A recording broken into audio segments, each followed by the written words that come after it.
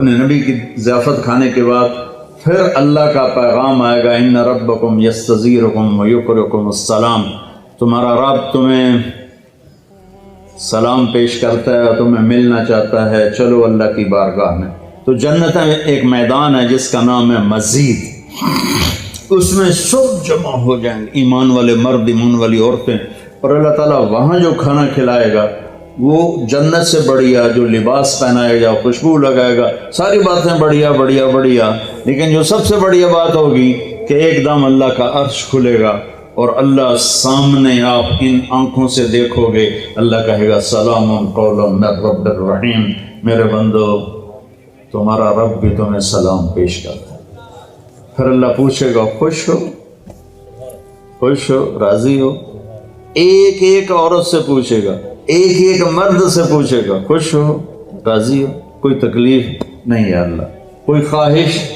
کہیں گے یا اللہ ملتان میں تمہیں سجدے کیے دیکھا نہیں تھا، بن دیکھے تھے، ٹکریں تھیں، آج تمہیں دیکھ لیا ہے تو ہمارا جی چاہتا ہے کہ ہم آپ کو دیکھ کے سجدہ کریں، دیکھ کر، جیسے دنیا میں بن دیکھے کرتے تھے، آج آپ کو دیکھ کے سجدہ کریں، تو ہمیں اجازت دیجیے۔ اللہ تعالیٰ فرمائیں گے میرے بندو دنیا میں تم میرے بندے تھے، میں تمہارا رب تھا، تو تمہارے ذمہ میری بندگی تھی، اب تم میرے مہمان خانے میں ہو، تم مہمان ہو، میں میزبان ہوں، مہمان کو کوئی کام نہیں دیا جاتا، جاؤ مزے کرو، کھاؤ پیو موج کرو۔ جنت سب سے چھوٹی جنت اس دنیا سے 10 گنا بڑی ہوگی، اور اس کا جنتی جہنم میں جلے گا، پہلے اپنے کبیرہ گناہوں کی سزا بھگتے گا، پھر وہ باہر نکلے گا، اور جب اس کے لیے جنت کا دروازہ کھلے گا تو سامنے ایک شخصیت ہوگی، اس کو دیکھ کے یوں سر جھکانے لگے گا، وہ کہے گا کیا کر رہے ہو؟ کہ تم فرشتے ہو، تمہیں آداب بجا لاتا ہوں، جیسے پیراں تے ہاتھ جی، گوڑیاں تے ہاتھ جی، ہماری تہذیب ہے، تو وہ ایسے گوڑیوں پہ ہاتھ لے جانے لگے گا، تو وہ کہے گا نہیں نہیں نہیں، میں آپ کا نوکر ہوں، میں آپ کا نوکر ہوں، اور میرے جیسے ہزاروں ہیں آپ کے۔ آگے چلے گا تو 70,000 نوکر اس کو گارڈ آف آنر پیش کریں گے، ایسے لائن میں کھڑے ہوں گے اور کہیں گے اما آن لسیدنا ان نزورہ، ہمارے آقا آپ تو آئے ہی نہ، ہم تو انتظار کر کر کے سکڑنے پہ گئے۔ وہ کہے گا شکر کرو میں آ ہی گیا جے، میں بڑے لطر خادم، شکر کرو میں آ گیا۔ اور وہ سارے ڈھول بجاتے خوش ہوتے اس کو لے کر چلیں گے اور ایک میدان میں اس کو بٹھائیں گے، تو وہ ادھر دیکھے گا تو جنت ہی جنت، ادھر دیکھے گا جنت ہی جنت، کہے گا یہ سب کچھ کس کا ہے؟ کہیں گے سارا کچھ آپ کا ہے۔ پھر وہ اس کے سامنے لائیں گے، ایک ہاتھ میں گلاس ہوگا، ایک ہاتھ میں ڈونگا ہوگا، ایک میں کھانا ہوگا، ایک میں مشروب ہوگا، ہر ڈونگے کا کھانا الگ، ہر گلاس کا مشروب الگ، اور یہ 70,000 1,40,000 ہو گئے ڈونگے اور گلاس ملا کر، یہ سارے کھا جائے گا، سارا پی جائے گا، اور اس کے نہ پیٹ پھٹے گا، نہ پھولے گا، نہ لذت ختم ہوگی، نہ تھکے گا، ہر نوالے کی لذت پہلے سے زیادہ ہو جائے گی۔ پھر وہ کہیں گے اچھا اب آپ اپنی بیگم صاحب سے مل لیں، اور نوکر ایک دم غائب ہو جائیں گے، سامنے سے پردہ ہٹے گا تو جنت کی لڑکی، جنت میں ایک نہر ہے، اس کا نام ہے بیدخ، بے یہ دال خا،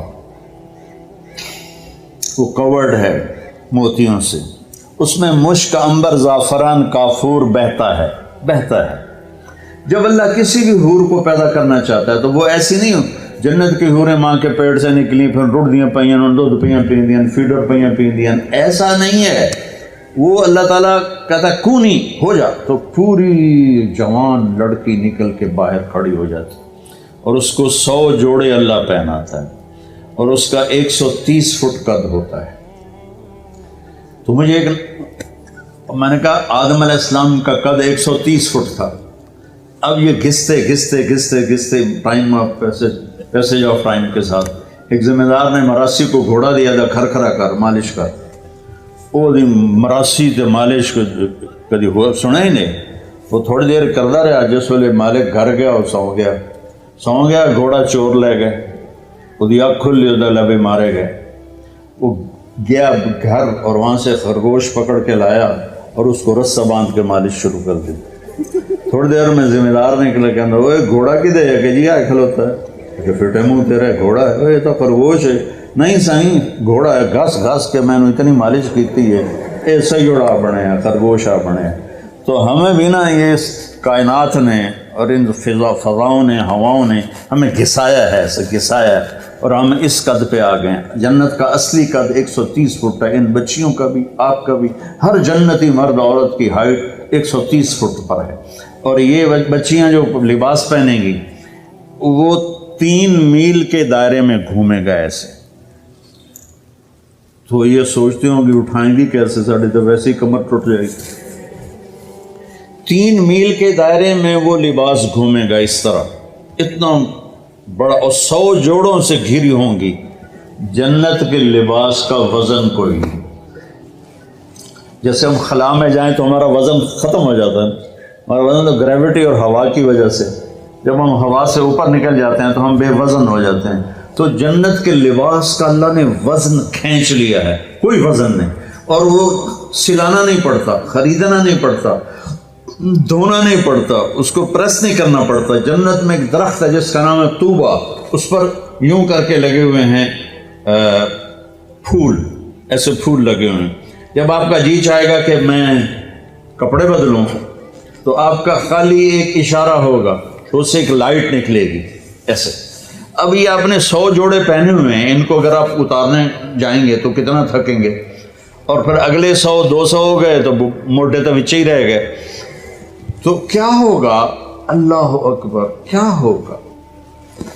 آپ کہیں گے کپڑے بدل لوں، آپ کے ذہن میں ایک ڈیزائن آئے گا، آپ کے ذہن میں ڈیزائن آئے گا، ٹک، جیسے یہ کیمرے نہیں ہیں، یہ موبائل کیمرے وہ ایسے فلیش پھینکتے ہیں، تو ایسے فلیش آئے گا، اور پھر کیا ہوگا، آپ دیکھو گے تو آپ کے اگلے جوڑے غائب ہوں گے اور نئے جوڑے آپ پہن چکے ہوں گے۔ کیونکہ پوری جنت میں کوئی لانڈری کوئی نہیں ہے، کوئی ٹوائلٹ کوئی نہیں ہے، کوئی باتھ روم کوئی نہیں ہے، پوری جنت میں کوئی دھوبی نہیں ہے۔ تو ایک دم میک اپ کے لیے ان بچیوں کو کتنی مشقت اٹھانی پڑتی ہے، اسے زیادہ جانتی ہوں گی۔ وہاں ارادہ کریں گی میک اپ ہو جائے تو ٹک ٹک ٹک 1 سیکنڈ میں۔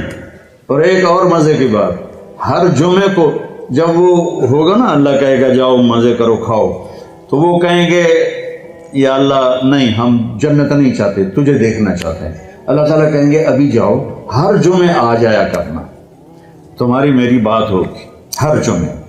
اللہ سے ملنے کے بعد ہر جمعے جب واپس آئے گا ہر جنتی، تو ایک بازار لگے گا مردوں کا، ایک عورتوں کا۔ اس بازار میں فوٹوز ہوں گی بڑی خوبصورت، ہر فوٹو کے نیچے لکھا ہوگا اگر آپ چاہیں تو میں آپ میں کنورٹ ہو سکتی ہوں۔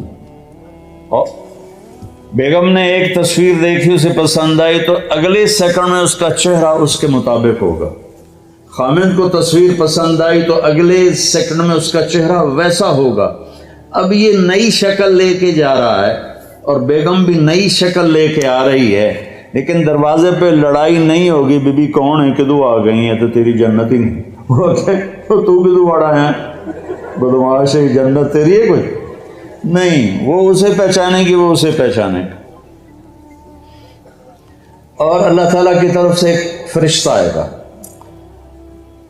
کہے گا اللہ کے بندے یہ پھل ہے اللہ نے آپ کو دیا ہے، ایسے بیٹھے ہیں میاں بیوی، وہ کہے گا ھذا الذی رزقنا من قبل، میں نے کھایا ہے یہ پھل، میں نے ابھی کھایا ہے۔